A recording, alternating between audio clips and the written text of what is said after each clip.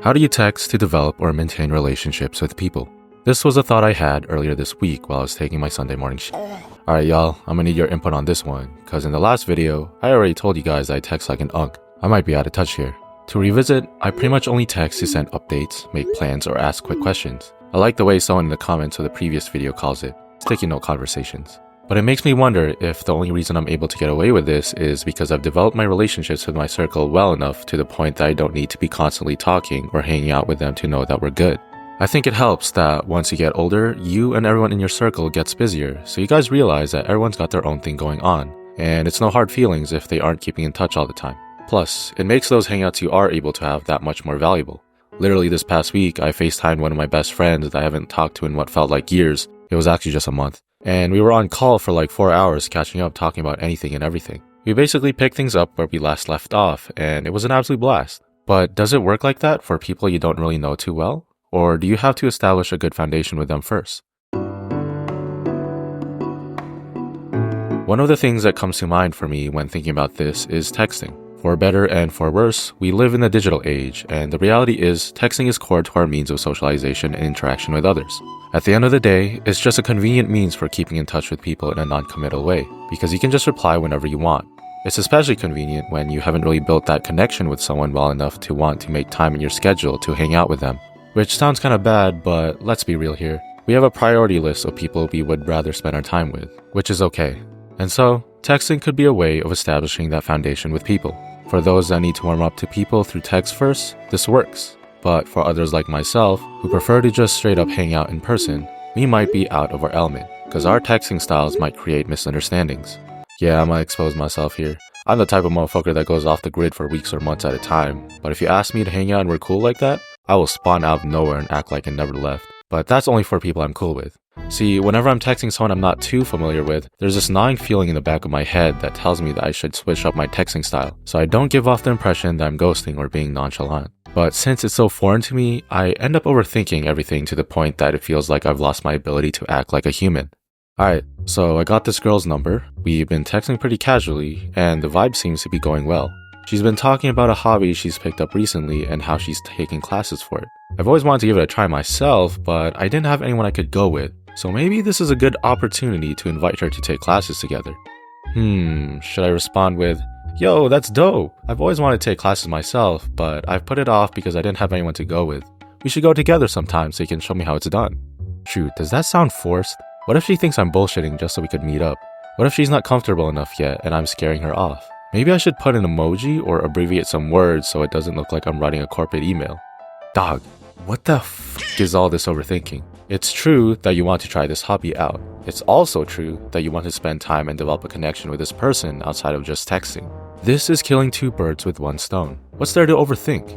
Okay, but what if she fails to see the intentions I'm trying to convey? What if she thinks I'm weird? Brother, you cannot control how people react to what you do. The only thing in your control is your own actions, meaning you can choose to do nothing and be left wondering about what-if scenarios, or you can f*** around and find out so you can finally stop wondering. And it's not like you're saying anything that is generally accepted as weird or creepy. You're casually bringing up an opportunity to hang out in person with good intentions. If that's enough to ick them out, do you not think that's more a testament to their character than it is to yours? You know what? That makes a lot of sense. Too much sense. It can't be that easy. No, I really think it is. Rather, instead of it being easy, I think you're just making it harder than it needs to be. Nah. Hear me out. What if I'm being tested right now? Man, what you mean you're getting tested? The universe is testing me to see if I'm really about it or if I'm gonna fall prey to temptation. Okay, now you're just out the stupidest excuses to bail out of saying that text. You miss 100% of the shots you don't take, but hey man, you do you. Hey, if this is you too, there ain't no shame about it.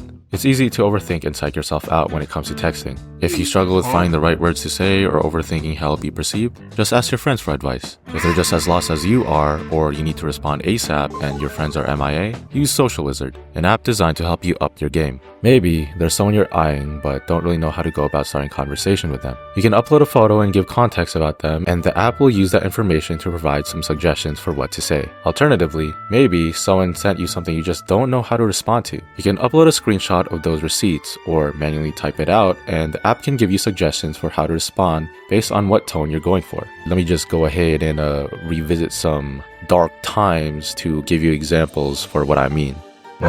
Nah. Okay, they forgot to put the in Hinge, bro. Ah, here's a good one. Let me just go ahead and enter this on here, go for a sarcastic response, and let the app do its thing.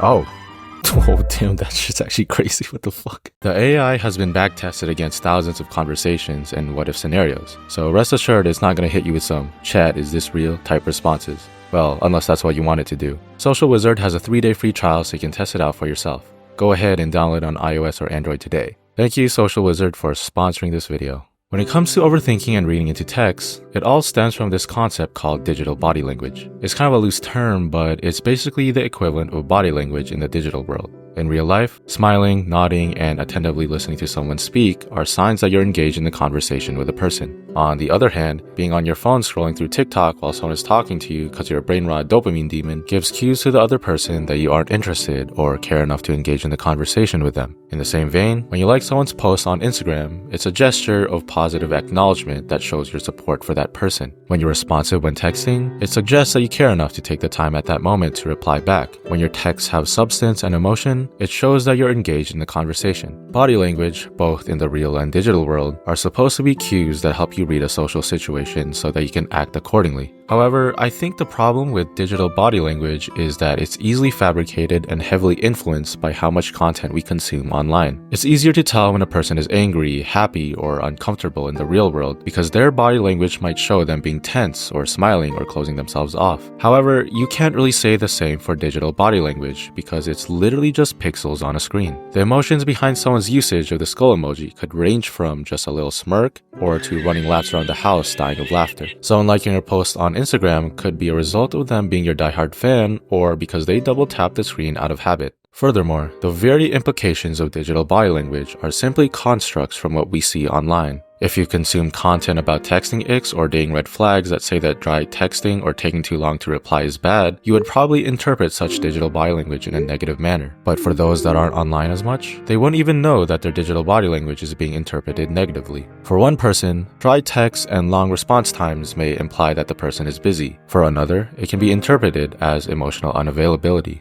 And I think the danger in interpreting digital body language is when we solely rely on it to make a judgment of that person without even trying to see if there's some sort of miscommunication. How a person acts online isn't always representative of how they are in the real world. The more chronically online you are, the easier it is to blend the two together. But you gotta be careful cause it could very well lead to you getting hurt because you assumed they were a good person based on how they acted online. Or you may end up sabotaging relationships you had a very real opportunity to foster because you ruled them out as being bad people without giving them a fair shot in person. There seems to be no shortage of fake and shallow people around us. But how much of that is the truth, and how much of it is just us writing that person off without giving them a chance? So I guess to answer my own question, how do you text to develop or maintain relationships with people? My approach is to use it as a bridge to connect with them in person, and to not put too much weight on their digital body language, but instead, how they act in the real world. Because what I seek is authenticity, not some illusion carefully crafted in the digital world. There's no one right way to go about it, so I'm kinda curious to see how y'all would approach it. Alright, just a quick little reflection I want to share with you guys, cause I am so overloaded with school right now, holy. Anyways, take care guys, see you next time.